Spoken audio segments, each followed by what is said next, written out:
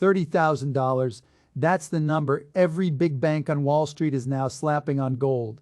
And I want you to sit with that for a second before you get excited about it. Because I don't think excitement is the right reaction. Fear is not the kind of fear that makes you panic and do something dumb.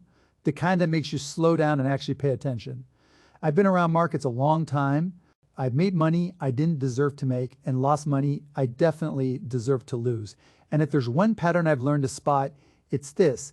When literally everybody agrees on a number, that's usually right around when the number stops mattering and the crowd starts mattering more. So that's what we're doing today. Not a gold pitch, not a doom video either. I'm going to tell you exactly why this $30,000 talk should worry you, who's actually behind it, what the smart, boring money is doing while everyone else is staring at the headline, and what I'd genuinely do with my own cash if I were sitting where you're sitting. Give me 20 minutes. This one's worth it. Real quick, before I get into it, subscribe. I know everybody says that, but I'm not doing this for the algorithm. I'm doing it because what I'm about to walk you through took me years and a few painful losses to figure out, and you're getting it for nothing. Next week's video builds directly on this one. So if you're not subscribed, you're going to miss half the picture. That's it. That's the whole pitch. Now let's get into it. So where does $30,000 even come from? Because I'll be honest, the first time I saw that number, I assumed somebody had run real numbers on it. Some model, some spreadsheet, something with actual rigor behind it. And look, there's math behind it. Sure, but the math only works if you stack up a pile of best case assumptions on top of each other. The dollar has to fall off a cliff. Central banks have to keep buying at a pace that's never once been sustained for more than a couple years in a row.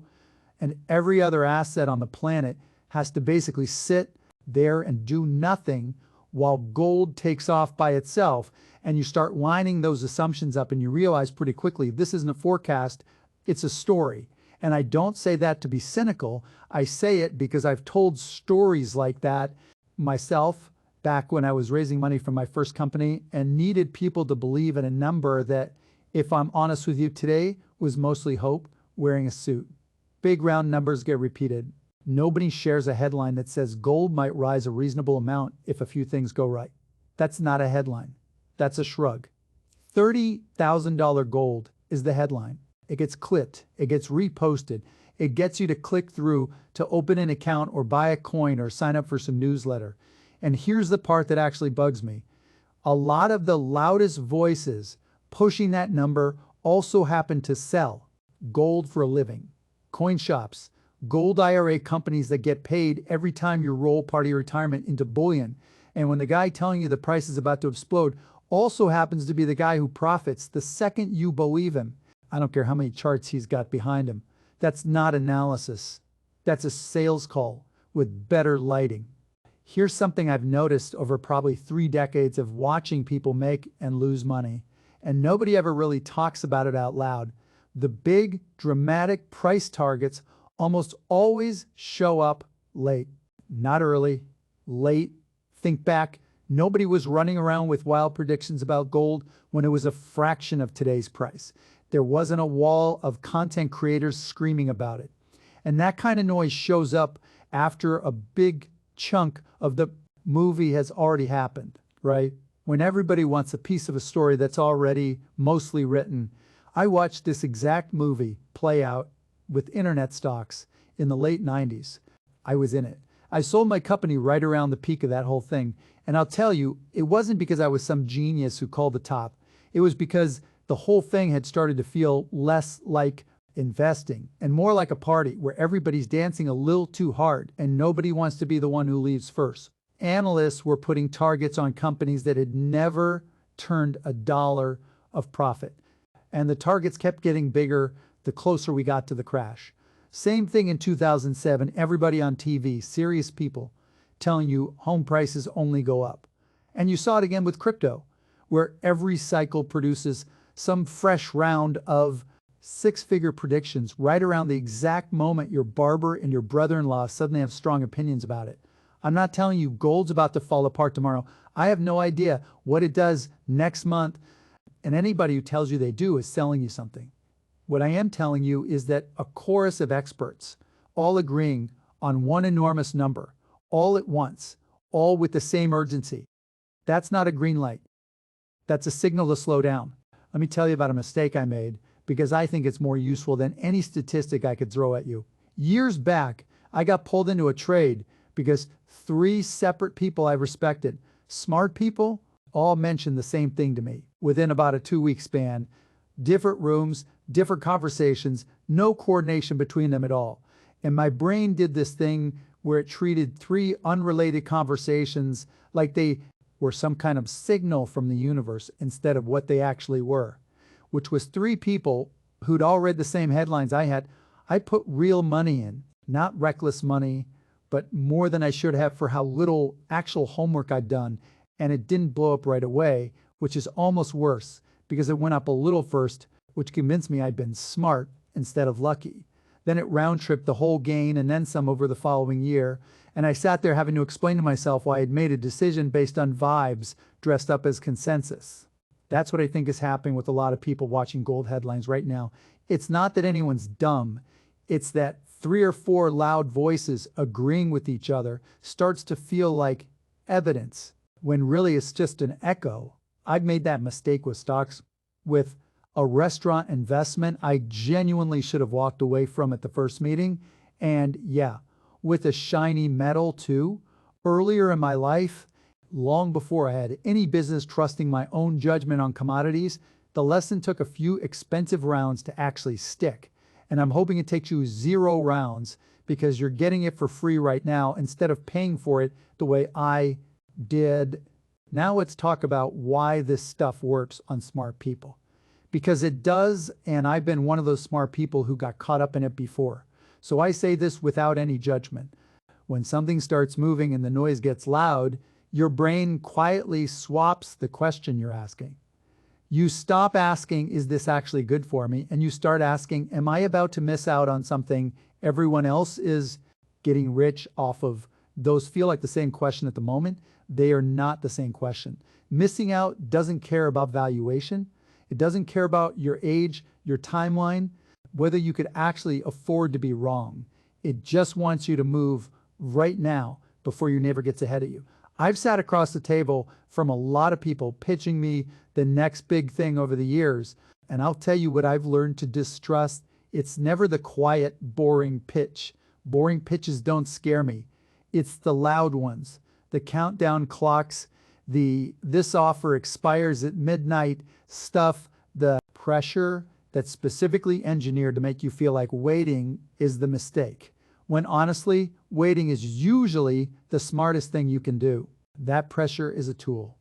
It's not information, it's a lever, and right now it's pointed straight at your bank account.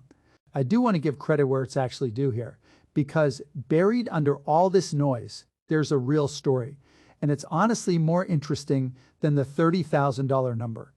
Central banks really have been buying gold at a pace we haven't seen in a long time. That part's true, and it's not hype, it's just what's happening. Countries are quietly building up their reserves because they're nervous about leaning too hard on any one currency, especially after watching how fast a country's assets can get frozen the second the politics turn ugly. That is not a headline built for clicks. That's slow, deliberate, unglamorous risk management done by people managing trillions of dollars who genuinely could not care less about your emotional reaction to a YouTube thumbnail. And that's a completely different animal than some guy on your screen telling you to back up the truck because gold's about to triple by spring. One of those is patience.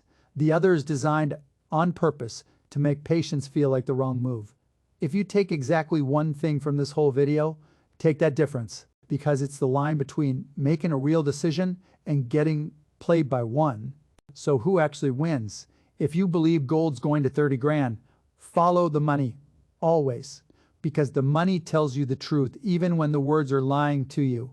Dealers win, because fear moves metal faster than patience ever will. Companies that convert your 401 kilobits into a gold IRA win, because every rollover means fees, and half the time, those fees are tucked in somewhere you don't fully see until you try to. Get your money back out and realize it's smaller than you thought.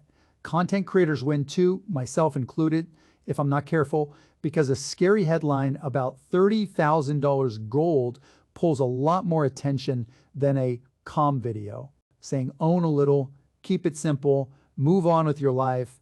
I've built real companies from nothing. I've pitched investors myself, and I've been pitched by people trying to separate me from my money more times than I can count. And I know exactly how a funnel gets built, brick by brick. A massive, dramatic number sitting at the top of a video or an ad is almost always step one of that funnel. That doesn't automatically make the number false, but it should absolutely make you ask who wrote it down and what they get if you believe it. And look, this stuff rarely stays simple once people start acting on it, which is where I've genuinely seen friends of mine get hurt. Not strangers' friends. Nobody just says buy a plain gold bar and sit on it. That's not exciting enough. And frankly, it doesn't pay the person selling it to you nearly enough either. So instead, you start seeing rare or limited coins pitched at a huge premium over what the actual gold inside them is worth. I've seen people pay 30–40% over melt value for coins. Some guy on the phone convinced them we're special. And when they went to sell, the buyer didn't care one bit about the story, only the weight. You see leveraged gold products marketed to regular folks who don't fully grasp that leverage cuts both directions and that it can quietly bleed you through fees and decay even while gold itself just sits there doing nothing dramatic. You see mining stocks pitched as same trade, more upside. And sure, sometimes that's true, but a mining company comes with its own debt, its own management, its own operational headaches on top of the gold exposure. And I've watched the mining stock lose money for someone in a year. Gold went up. None of that shows up in a headline. It shows up later in the fine print after the money's already moved. My advice here isn't clever, and it's not supposed to be.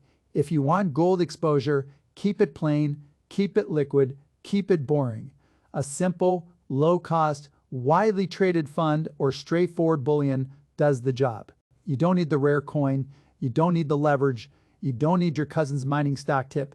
The fancier and more exclusive a pitch sounds, the more of your money is probably headed towards somebody's commission instead of toward actual gold. I've said this to friends of mine directly across a kitchen table, not a camera. If the pitch needs a countdown clock or a limited mint run to sound exciting, that excitement is doing the selling, not the gold. I want to take you back for a second because gold's actually pulled this exact stunt before, and a lot of people watching this weren't around or weren't paying attention when it happened. Back around 1980, gold spiked hard, and the talk on television back then sounded almost identical to what you're hearing right now. Same urgency, same certainty, same confident predictions about where it was headed next. And then gold went into a brutal slump that lasted the better part of 2 decades, 20 years, roughly, before it clawed back to that old high in any meaningful sense. Sit with that. 20 years of your money parked in something that pays you nothing, going nowhere, while other things you could have owned instead kept quietly compounding the whole time. The person who bought at the top of that spike wasn't stupid. They were watching the same kind of momentum, hearing the same kind of confident talk, making what felt like a completely reasonable decision with the information in front of them. And then they had to live with it for 20 years. That part never makes it into the ad. I'm not telling you it's guaranteed to happen. Exactly like that again. Nobody can promise you that, and anybody who does is lying to you. But it should be part of the conversation. And right now, it almost never is, because uncertainty doesn't sell nearly as well as false certainty does. Now here's the part I actually think should scare you more than the price of gold. And it's got nothing to do with gold at all. Governments, ours included, are carrying debt loads that keep climbing every year with no real plan to stop it. That's not a political take. That's just arithmetic sitting on a balance sheet, plain and simple. When a government owes that much, it's got a handful of ways to deal with it, and none of them feel good. Raise taxes minus popular, cut spending unpopular, or quietly let the currency lose value over time which shrinks the real size of the debt without anybody having to stand up and vote for it directly. Historically, that third option tends to be the one governments actually reach for, because it's the one nobody has to answer for at a podium. And if most of your savings sits in cash in a bank account, in things priced entirely in that currency, a slow decline in its value is a quiet tax on everything you've built, even while your account balance never technically goes down. You don't get a letter in the mail telling you this happened. You just notice a few years down the road that the same cart of groceries costs more, the same house costs more, the same year of college costs more, and your paycheck or your savings didn't stretch quite the way you assumed it would. When you first put money aside, nobody ever labeled that a tax. It just happened quietly in the background while everyone was watching the stock market. Instead, that's the real, boring, legitimate reason gold deserves a small spot in a portfolio. It's a completely different conversation from gold's going to 30,000 by now. One's a sober, long-term hedge that a lot of serious people believe in. The other's a headline built to rush you into a decision before you've thought it through. You can believe the first thing without falling for the second, but they get bundled together on purpose because wrapping a real, quiet concern around a loud, exciting number is exactly how you get somebody cautious to suddenly feel like they need to act today. So what do you actually do with all this? First, understand what gold is and what it isn't, because I think people confuse the two constantly. Gold doesn't pay you a dividend. It doesn't grow earnings, hire people, build a product, or compound the way an actual business does. Gold is insurance, a modest slice of a portfolio, the kind of percentage most serious advisors talk about. Can make real sense. But insurance isn't a jackpot, and treating it like one is exactly how people end up making decisions out of greed instead of a plan. Second, ignore the round number completely. $30,000 is a headline, not a strategy, and I've never once seen a headline pay somebody's mortgage. Whether gold goes up, sideways, or down over the next few years, your decision should come from how much of your net worth you're actually comfortable having in something that produces nothing, not from a guess some analyst made about a number 3 years out. Third, pay attention to what the big, patient money is doing, not what the loud money is shouting. Central banks quietly buying over years is a completely different piece of information than a headline built to make you click. And fourth, if somebody's pushing you to move your retirement money fast, with urgency, with a countdown clock, with act now before it's gone, that's not advice, that's a script. And I've watched that exact script run 100 times with 100 different props, .com stocks, houses, crypto, and now gold. And the wrapping changes, the pressure never does. So slow down, do the unglamorous thing. Diversify, own things that actually produce something, a business, real estate that generates income, a broad basket of companies making real money, and let gold be a small, sensible piece of that picture, not the whole thing. And definitely not a decision you make at midnight because a headline scared you into it. Here's my challenge to you, and I actually mean this one. Before you buy a single ounce of gold because of something you saw today, go look at what percentage of your real net worth is sitting in cash, in stocks, in real estate, everything you actually own, and write the number down somewhere you'll look at again. Then decide with a clear head and not a panicked one whether a small allocation to gold genuinely fits your life and what that number honestly should be for you, not for the guy selling coins on your screen. That's the whole game.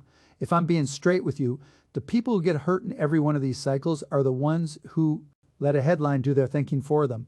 The ones who come out fine are the ones who stayed boring, stayed spread out, and asked who benefits if I believe this before they ever reached for their wallet. Tell me in the comments what percentage of your own portfolio, if any, you think actually belongs in gold. I read those, and I'll probably pull a few for next week. And if this changes the way you're going to react the next time a flashy prediction shows up, whether it's gold or stocks or whatever's hot after this, send it to somebody who needs to hear it before they make a decision out of fear instead of a plan. Subscribe if you haven't, because next week I'm walking through exactly how I stress test a portfolio before the storm hits, not after. Stay sharp, do the boring thing, and I'll see you in the next one.